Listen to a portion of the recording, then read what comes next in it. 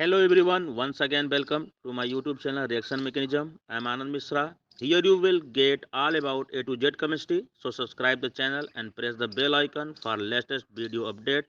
Thank you. God bless you all. Let's start the video. Hey everyone, welcome to all of you. मैं हूं आनंद मिश्रा।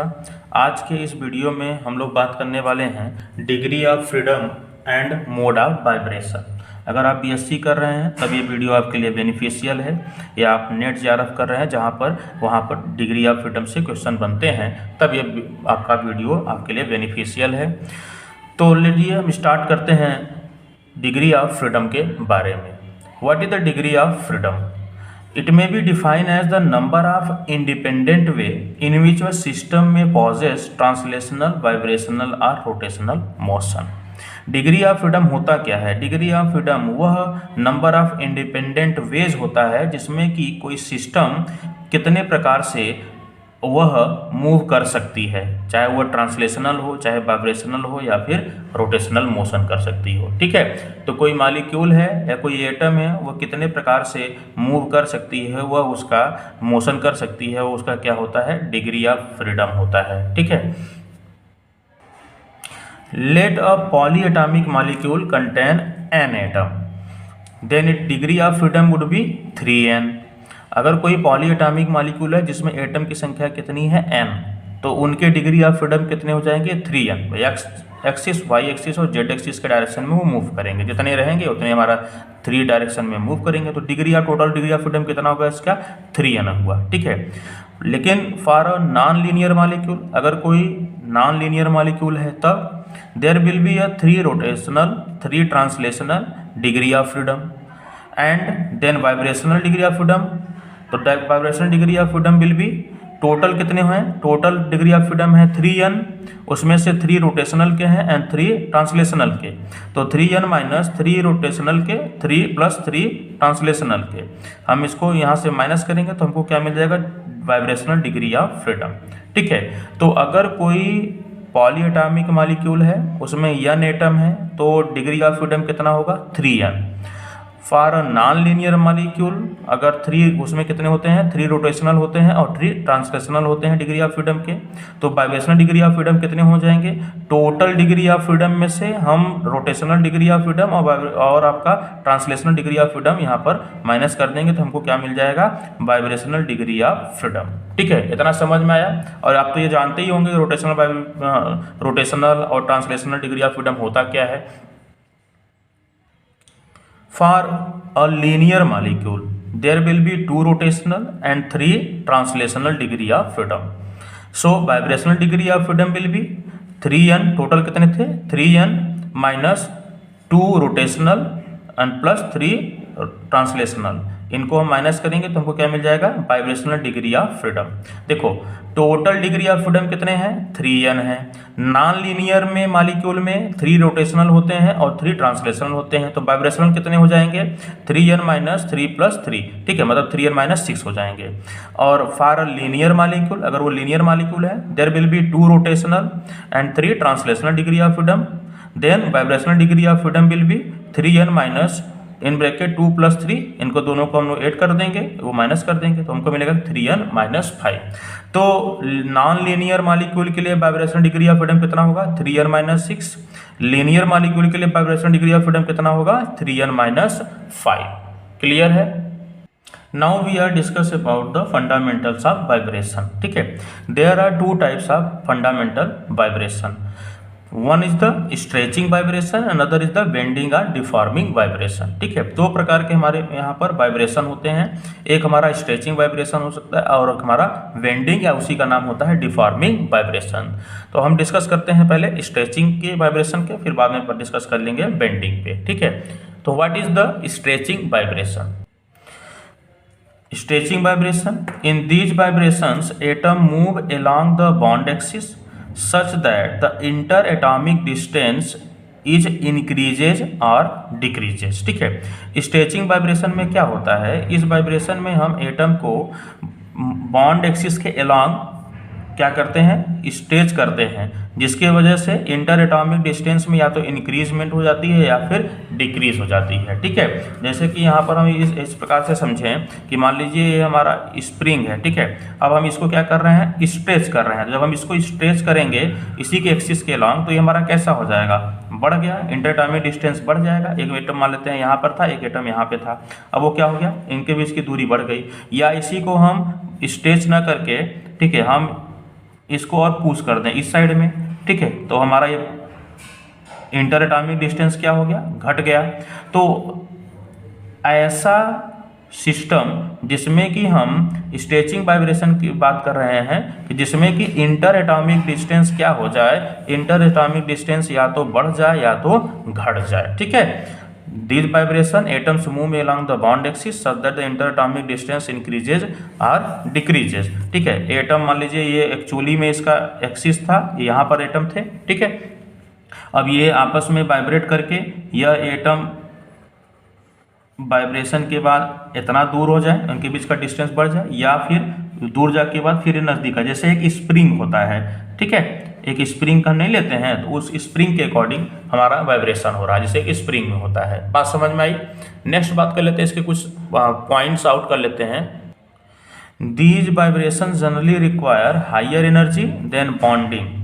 दूसरा, bond angle change only if it is required to do so by the centre of gravity opposing displacement. ठीक है, this vibration generally require higher energy than bending, bending से ज़्यादा इसमें energy लगती है। And bond angle change only, bond angle तभी change होगा if it is required to do so by the centre of gravity opposing displacement. जब centre of gravity displacement का oppose करेगा तभी जाके बॉन्ड एंगल हमारा चेंज होगा। दे में बी आइसोलेटेड और कपल्ड। ठीक है, वो आइसोलेटेड हो सकता है, मतलब एक एटम एक दूसरे एटम के बीच में, या फिर आइसोलेटेड एंड कपल हो सकता है, एक एटम है इसके दोनों तरफ का हो सकता है। ठीक है, तो दे में बी आइसोलेटेड और कपल्ड। तो इसमें होता क्या है, वाइब्रेशन होगा जिसमें कि इनके बीच के डिस्टेंस बढ़ भी सकती है और फिर या फिर घट भी सकती है। ठीक है, तो ये हमारा वाइब्रेशन में हुआ। अब इसके टाइप्स कितने होते हैं उसके बारे में बात कर लेते हैं। Coupled vibrations are two types. ये कपल्ड वाइब्रेशन, ठीक है, coupled vibration are two types, symmetrical stretching and asymmetrical stretching. जैसा कि आप नाम से समझ सकते हो, यहाँ पर सिमेट्रिकल स्ट्रेचिंग और असिमेट्रिकल स्ट्रेचिंग का मीनिंग क्या बन सकता है। Symmetrical stretching, when the stretching and compression occur in symmetrical fashion। ठीक है, जिसमें या तो स्ट्रेचिंग हो तो स्ट्रेचिंग या फिर कंप्रेशन हो तो कंप्रेशन, वो हमारा क्या हो, सिमेट्रिकल हो। जैसे कि यहाँ पर आप देख सकते हो, इस एटम को इधर हम लोग क्या कर रहे हैं, स्ट्रेच कर रहा है, यह भी एटम स्ट्रेच कर रहा है। ठीक है, दोनों, ठीक है, इधर से दूर जा रहे हैं। या तो हम दूसरे तरीके से समझ सकते हैं कि अगर हम मान के चले कि दोनों एटम में, ये मान लीजिए इस प्रकार से सिस्टम बनाते हैं। ठीक है, ये एटम और ये एटम, ठीक है, ये दोनों इसके तरफ आ रहे हैं। ठीक है, तो इसके तरफ आ रहे हैं या इससे दूर जा रहे हैं। ठीक है, दोनों एक समान काम कर रहे हैं। ठीक है, दोनों एक फैशन में है, सेम फैशन में। या तो स्ट्रेचिंग हो रहा है, ये इधर आ रहे हैं, ठीक है, इधर आ रहे हैं, ठीक है, बाहर की तरफ जा रहे हैं, स्ट्रेच कर रहा है, खींच रहा है, जैसे स्प्रिंग खींचते हैं हम लोग, जैसे कि स्प्रिंग खींचा जाता है, या फिर हमारा कंप्रेस हो रहा है। ठीक है, तो इसको बोलेंगे सिमेट्रिकल, मतलब एक समान। ठीक है, दोनों एटम कर रहे हैं। नेक्स्ट है asymmetrical stretching. Asymmetrical stretching when one bond is compressing and other bond is stretching without change in bond angle. ठीक है, एक बॉन्ड क्या हो, स्ट्रेच हो, और एक बॉन्ड क्या हो, कंप्रेस हो। ठीक है, और उसमें बॉन्ड एंगल में कोई चेंज ना हो, तो इसको क्या बोलेंगे, एसिमेट्रिक। देखिए, इसमें क्या हो रहा है, ये बॉन्ड हमारा यहाँ पर कंप्रेस हो रहा है और ये बॉन्ड क्या हो रहा है, स्ट्रेच हो रहा है, इस साइड में स्ट्रेच हो रहा है। ठीक है, तो इसको हम बोलेंगे असिमेट्रिकल। और वहीं सिमेट्रिकल कब होता है, या तो दोनों स्ट्रेच करते या दोनों हमारा यहाँ पर क्या होते हैं, कंप्रेस होते हैं। तो आई होप यहाँ तक समझ में आ गया होगा कि सिमेट्रिकल स्ट्रेचिंग किसे कहेंगे और एसिमेट्रिकल स्ट्रेचिंग किसे कहेंगे। नेक्स्ट अब हम बात करने वाले हैं बेंडिंग और डिफॉर्मिंग वाइब्रेशन। ठीक है, अब बेंडिंग वाइब्रेशन में भी consist change in bond angle between bond are movement of group of atom with respect to reminder of the molecule without movement of atom in a group. These may be in plane और out of plane. Bending vibration वह होता है जिसमें कि bond angle हमारा change in bond angle होता है atom के बीच में, या मूवमेंट होता है ग्रुप्स के बीच के एटम्स के बीच में, ठीक है, with respect to reminder of the molecule. किसी एक मॉलिक्यूल के रिस्पेक्ट में दूसरा एटम या मॉलिक्यूल क्या होते हैं, वह हमारा अपना बॉन्ड एंगल चेंज कर लेते हैं। बात समझ में आ रही है? दूसरा हम इसको और अच्छे से एक्सप्लेन कर देते हैं इस तरीके से कि जैसे कि ये देखिए, ठीक है, इसमें हमारा 3 एटम है। अब मान लीजिए यह एटम इस तरफ मूव कर रहा है, यह एटम इस तरफ मूव कर रहा है, यह एटम हमारा क्या है, यहाँ पर बना हुआ है, इसके कंपेरिजन में यह एटम इधर मूव कर रहा है, यह एटम या इस प्रकार से मूव कर सकता है, यह एटम इधर मूव कर सकता है, यह एटम इधर मूव कर सकता है। तो कहने का मतलब क्या है, बेंडिंग या डिफॉर्मिंग वाइब्रेशन वह वाइब्रेशन होता है जिसमें कि चेंज हो जाता है बॉन्ड एंगल में, ठीक है, बिटवीन बॉन्ड या फिर movement of groups of atoms उनके बीच में, ठीक है। यह कितने टाइप्स का होता है इसके बारे में हम डिस्कस कर लेते हैं। Generally bending vibrations are 4 types. ये कितने प्रकार के होते हैं, 4 टाइप्स के। पहला हम बात कर लेते हैं कि सेसरिंग वाइब्रेशन। अब देखिए, जैसे नाम से आपको समझ में आ रहा होगा, सेसरिंग वाइब्रेशन मतलब जैसे कैंची होता है, ठीक है। In these vibration the 2 atoms join to a central atom move towards and away from each other.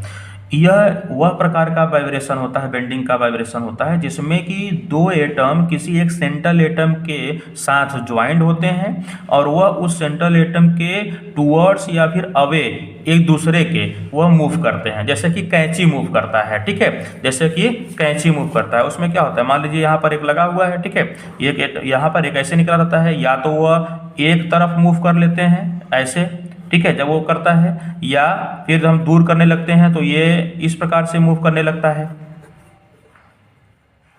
ठीक है, ये इधर चला आता है, ये इधर चला आता है, जैसे कैंची चलाते हैं ना, उस प्रकार से सिस्टम हमारा, इसलिए हमारा सेसरिंग है। जैसे कि such vibration occur in a plane with the change in bond angle. उसमें बॉन्ड एंगल देखिए, एक एटम यहाँ पर सेंट्रल एटम हो गया, इस सेंट्रल एटम के तरफ मूव कर सकते हैं या इसके अवे जा सकते हैं, ठीक है, या दोनों एक डायरेक्शन में मूव कर लें या फिर दोनों हमारे अवे चले जाएं। तो इस प्रकार के मूवमेंट को हम क्या बोलेंगे, सेसरिंग बेंडिंग, ठीक है। नेक्स्ट है हमारा rocking. In these vibration, the molecule swings back and forth in the plane without any distortion like rocking chair, ठीक है। इसमें क्या होता है, एक सेंट्रल एटम के टुवर्ड्स एक एटम जिस डायरेक्शन में जा रहा है उसी डायरेक्शन में दूसरा भी एटम जा रहा है, ठीक है, ये हमारा सेम डायरेक्शन में। यहाँ क्या होता था, एक इधर की तरफ जा रहा है तो दूसरा इधर की तरफ, जैसे कैंची होता है, ठीक है। और रॉकिंग में क्या होता है, दोनों हमारा एक ही डायरेक्शन में मूव कर रहे हैं ऐसे, जब यह एटम इधर जा रहा है तो वह भी एटम इधर जा रहा है, ठीक है, ये रॉकिंग में हो गई। थर्ड पॉइंट हो गया आपका वैगिंग, ठीक है।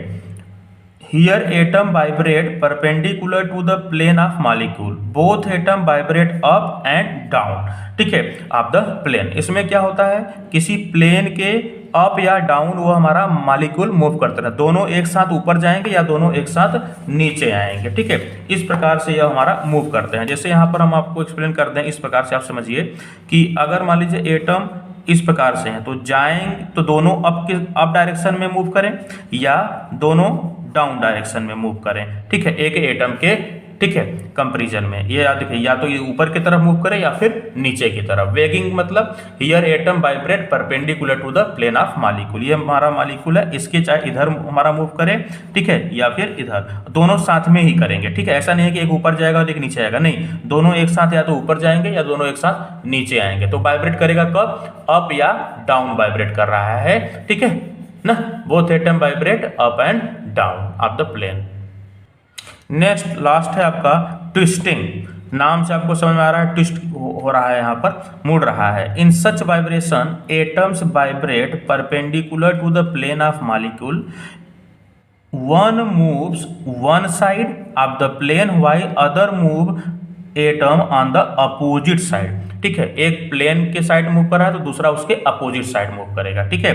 जैसे यहाँ पर हम देख सकते हैं, यहाँ पर प्लस, यहाँ पर मैंने माइनस लगाया है, तो plus sign indicate atom move up to the perpendicular of the plane and minus sign indicate the atom move down to perpendicular of the perpendicular to the plane, ठीक है। एक हमारा प्लेन के परपेंडिकुलर मूव करेगा up की side में, तो दूसरा हमारा डाउन के साइड में। वहीं बेगिंग में क्या हो रहा था, बेगिंग में दोनों या तो अप की तरफ मूव कर रहे थे या दोनों डाउन की तरफ। यहाँ पर क्या होगा, एक एटम अप की तरफ मूव करेगा और एक एटम डाउन की तरफ। यहाँ प्लस माइनस का ये हमने सिंबल बनाया है, ठीक है। निगेटिव साइन क्या इंडिकेट कर रहा है कि वो हमारा मूव कर रहा है डाउन साइड। क्लियर हुआ। तो ये हमारे 4 प्रकार के यहाँ पर हो गए, ठीक है। और सब द इम्पॉर्टेंट टर्म ये है कि after one vibration the movement of both the atoms reserve, ठीक है। एक वाइब्रेशन करने के बाद जो उनका मूवमेंट होगा वो क्या होगा, दोनों एटम का रिजर्व होगा।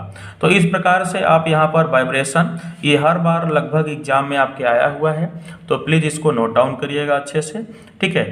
Thank you, God bless you all.